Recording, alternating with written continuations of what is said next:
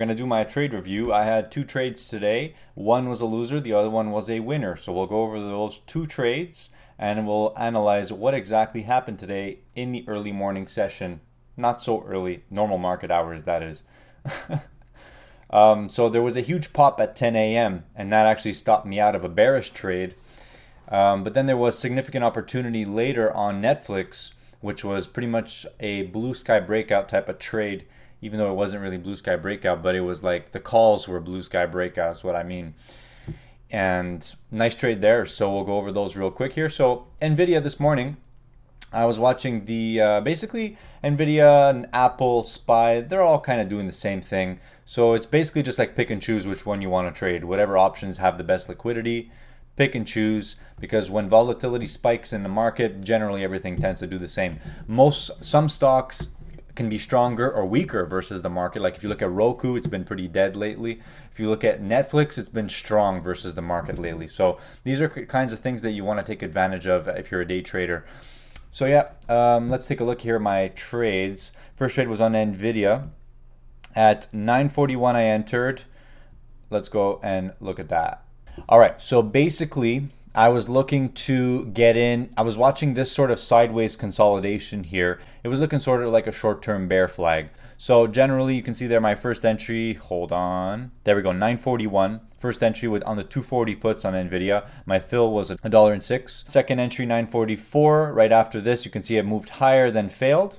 And then after I did take a partial profit, slightly lower. Yeah, I sold one at 104, so it was slightly lower than where my initial entry was. So I was watching NVIDIA versus the market, and the Qs and the SPY were in fact pulling back, but NVIDIA was not pulling back. It was holding 274. So again, that's a bullish signal. And then we eventually got a bear break at that point. I took this first contract off at 951 on this break right here. And as you can see, when NVIDIA was trading down here, it was trading near the same price. So you kind of chopped around, and then look at this right after here. This absolutely killed me. I saw this and I was like, oh God, what's going on here? And obviously it's a panic. It's a panic state for anyone who entered short.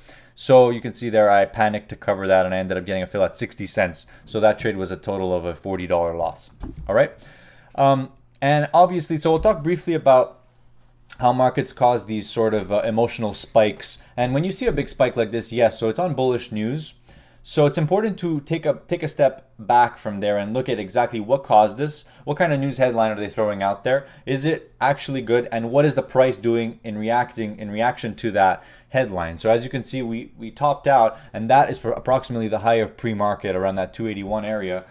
And as you can see, it just got sold into right away. So that was a great opportunity to just take a short off the high of pre-market. But the thing is, most short traders didn't take that trade, especially if they got stopped out on this, right? If they were already short here, they were probably not going to be shorting again here unless they were clear-minded, okay? So at this moment, I wasn't ready to get short right away. But that was in fact the short trade. So there you go. Just a little bit of psychological analysis of that market. Let's go over the next trade on Netflix. Now this one was an interestingly bright trade. So as you know, Netflix has been stronger versus the market. So let's pull up the Netflix chart here just to show you what exactly I was looking at today. So this was Netflix versus the market today. SPY topped out at the high of pre-market today until it got that pop. But Netflix, as you can see, barely consolidated and then popped and then consolidated again and then again took advantage of that pop, got sold into, nearly broke the low of this higher low, and then started to be bullish. Now at this point right here, the odds become quite high, especially getting into around 11 a.m., just before 11 a.m. The odds become quite high that this could in fact be a bull trend day and we could see a measured move up from here. So basically the levels I was watching were the high of this consolidation, 386, approximately 385, 386. And because the high of this sort of pop is less relevant because in fact that was a news related event. But if you look clearly at the 5-minute chart, you can see that 386, 385 was the better level to be watching, in fact. All right. And that was it. So the next thing I was watching were the options. What are the options doing? The call options. In fact, here we go. 10:55 was my first entry on Netflix.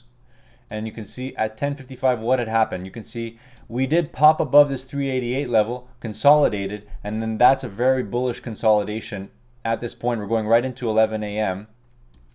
10:55, I was in these calls at $1.06. $1.04 was my fill. And then after that, it was blue sky breakout. Now, one indication that told me to be long here was obviously the price action. But number two, if you looked at the options, what the market makers were quoting, this option was being quoted near its high of day at that point. And when you see an option being quoted near its high of day like that, it means that at any moment, if someone sweeps this thing, it's going to fly. And that's what happened. So it was being quoted around $1 at this point, right around 10:55-ish. I got in right there, essentially. Took a quick profit right around the amount that I was risking. So I was risking, again, I was risking approximately maybe $10 to $15 a contract. So basically when it reached my risk, I took off the first half of the position. But really I could have taken off a third or a half, but it's up to you on how you decide to manage your trade on that regard. So I took off the first contract right around my 1R, I guess. And then after, well, it was pretty much blue sky breakout. So I was watching these premiums fly pretty much. And I took the second one off at 100%, just under 100% profit. So 104 was my fill. And I took the last one off at 199. So just under 100%. And, you can see there's the profit for the trade. And there are my entries. And in hindsight, that looks great, obviously, because that's near the high of the day, right? Now, obviously, I was scouting another entry after the first pullback. Right here, when we started to meet up with the 26 EMA, I was scouting another entry because if you recall last week what NVDA did, remember I picked up those NVDA calls for cheap. They spiked, sold them, and then they came back down, and then they spiked 4 times higher. So again, I'm watching for this kind of stuff, but again, being conservative in the sense that I won't be risking my profits that I've made. I'll only be risking a small portion of those profits. And that's the way you want to stay in the game with these types of trades. Again, with these explosive options trades, they can really explode fast. Be aware of that. So that's it. That was the last trade of the day. And then I didn't take the trade because I didn't like what the market was doing. We were just kind of pulling back from the highs and just slowly fading away. Financial sector was getting close to the low of the day, and I said after this win I was more conservative in the sense that if the trade doesn't literally come knocking on my doorstep, I'm not going to get into another trade. So that's it, guys. So I hope you enjoyed this trade review. NVIDIA, Netflix. Always keep an eye on what the SPY is doing in relationship to the tech sector and the financial sector, because they have been good indications. If you look at what the financial sector is doing versus the tech sector, sometimes it can give you some good indications here. Also watch the volatility index. Keep an eye on volatility if you're trading options. And yeah, guys, so I wish you a great day and all the best in your trading. Take care.